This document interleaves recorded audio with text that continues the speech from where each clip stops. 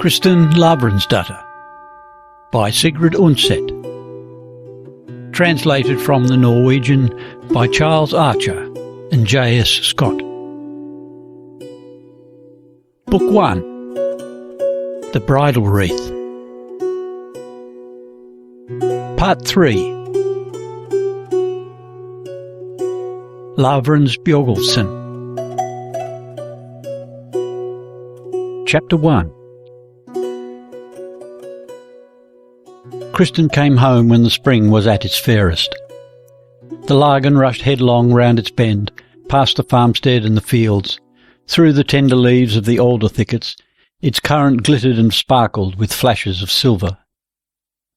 'Twas as though the gleams of light had a voice of their own and joined in the river's song, for when the evening twilight fell, the waters seemed to go by with a duller roar. But day and night the air above Jorengard was filled with the rushing sound, till Kristin thought she could feel the very timbers of the houses quivering like the sound-box of a cithern. Small threads of water shone high up the fell sides that stood wrapped in blue haze day after day. The heat brooded and quivered over the fields. The brown earth of the ploughlands was nigh hidden by the spears of corn. The meadows grew deep with grass and shimmered like silk where the breaths of wind passed over. Groves and hillsward smelt sweet, and as soon as the sun was down, there streamed out all around the strong, cool, sourish breath of sap and growing things. It was as though the earth gave out a long, lightened sigh. Kristin thought, trembling, of the moment when Erlend's arms released her. Each evening she lay down, sick with longing, and in the morning she awoke, damp with sweat and tired out with her dreams. 'Twas more than she could understand, how the folks at home could forbear to speak ever a word of the one thing that was in her thoughts. But week went by after week, and naught was said of Simon and her broken faith, and none asked what was in her heart. Her father lay much out in the woods, now he had spring ploughing and sowing off his hands. He went to see to his tar-burner's work, and he took hawks and hounds with him, and was away many days together. When he was at home he spoke to his daughter kindly as ever, but it was as though he had little to say to her, and never did he ask her to go with him when he rode out. Kristin had dreaded to go home to her mother's chidings, but Ranfried never said a word, and this seemed even worse. Every year, when he feasted his friends at St. John's Mass, it was Lavransdatters' wont to give out among the poor folks of the parish the meat and all sorts of food that had been saved in his household in the last week of the fast. Those who lived nearest to Jorengard would come themselves to fetch away the alms. These poor folks were ever welcomed and feasted, and Lavrans and his guests and all the house servants would gather round them, for some of them were old men who had by heart many sagas and lays. They sat in the hearth-room and whiled the time away with the ale-cup and friendly talk, and in the evening they danced in the courtyard. This year the eve of St. John was cloudy and cold, but none was sorry that it was so, for by now the farmers of the Dale had begun to fear a drought. No rain had fallen since St. Halvard's wake, and there had been little snow in the mountains. Not for 13 years could folk remember to have seen the river so low at midsummer. So Lavrans and his guests were of good cheer when they went down to greet the almsmen in the hearth-room. The poor folk sat round the board eating milk porridge and washing it down with strong ale, and Kristin stood by the table and waited on the old folk and the sick.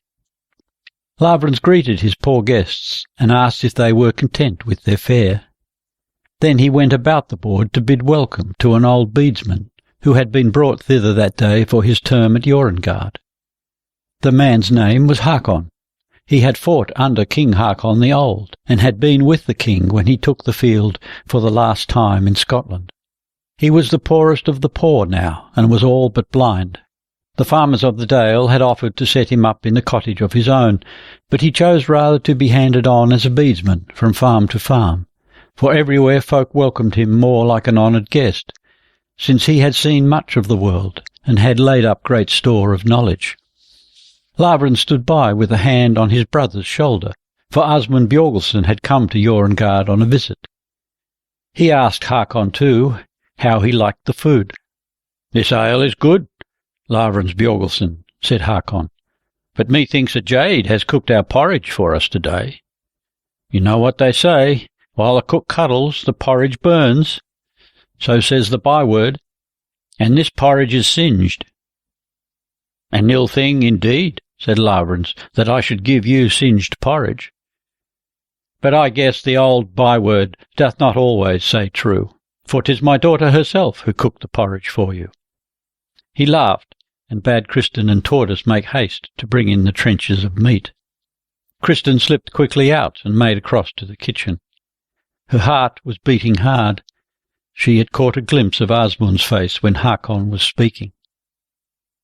That evening she saw her father and his brother walking and talking together in the courtyard, long and late. She was dizzy with fear, and it was no better with her the next day, when she marked that her father was silent and joyless, but he said no word. Nor did he say anything after his brother was gone, but Kristin marked well that he spoke less with Hakon than was his wont, and when their turn for harbouring the old warrior was over, Lavrans made no sign towards keeping him a while longer, but let him move on to the next farm. For the rest, Lavrans Bjorgulfsson had reason enough this summer to be moody and downcast, for now all tokens showed that the year would be an exceeding bad one in all the country round, and the farmers were coming together time and again to take counsel how they should meet the coming winter. As the late summer drew on, it was plain to most that they must slaughter great part of their cattle, or drive them south for sale, and buy corn to feed their people through the winter. The year before had been no good corn year, so that the stocks of old corn were but scanty.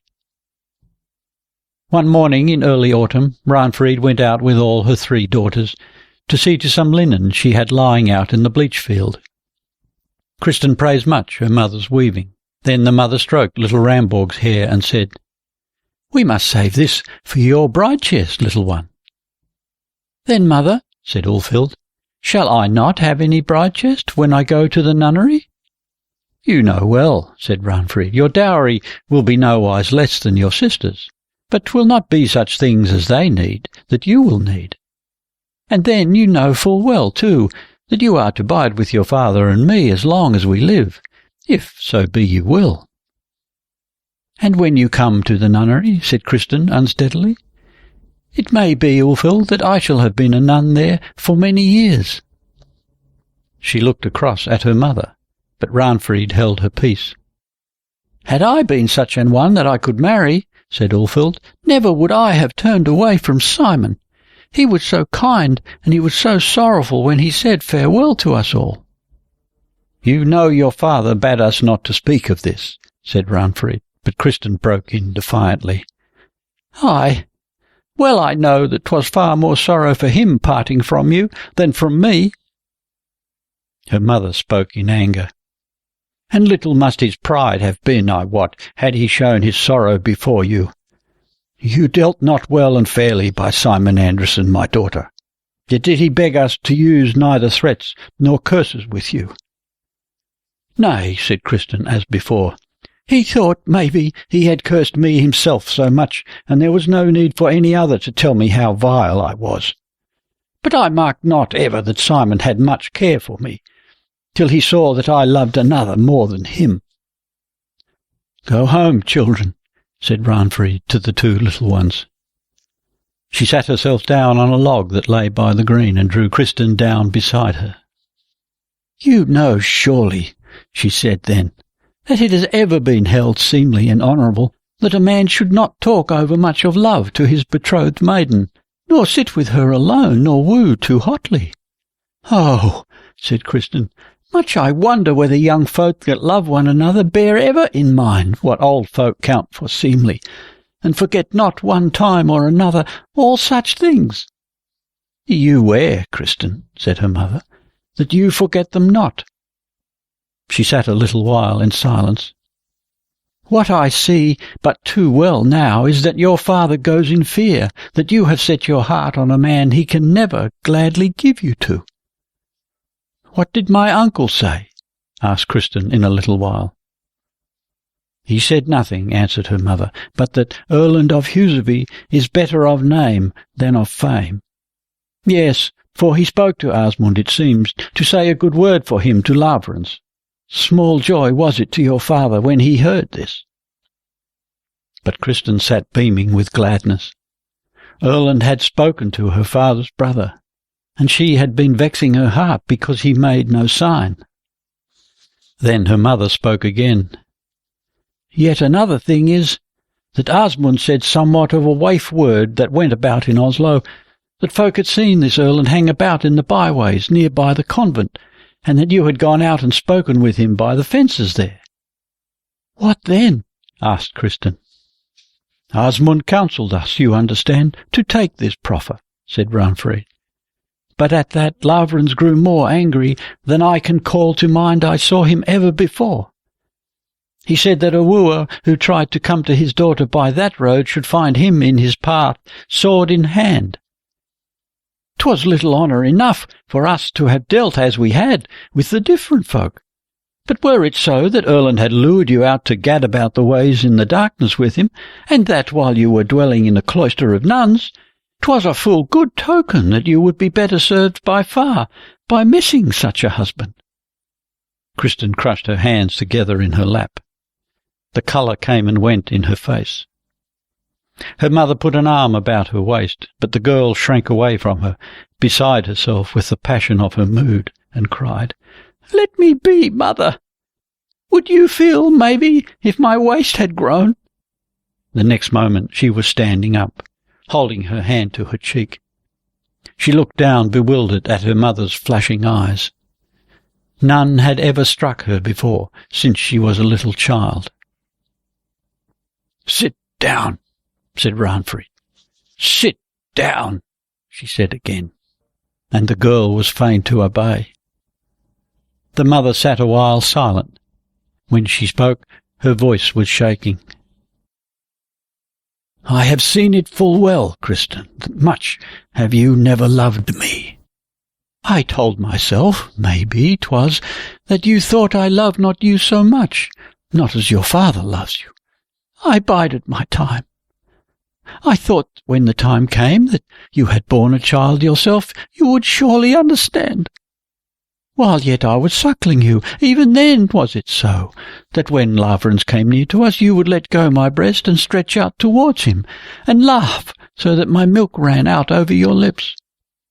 Lavrans thought 'twas good sport, and God knows I was well content for his sake. I was well content, too, for your sake, that your father loved and was merry each time he laid eyes on you.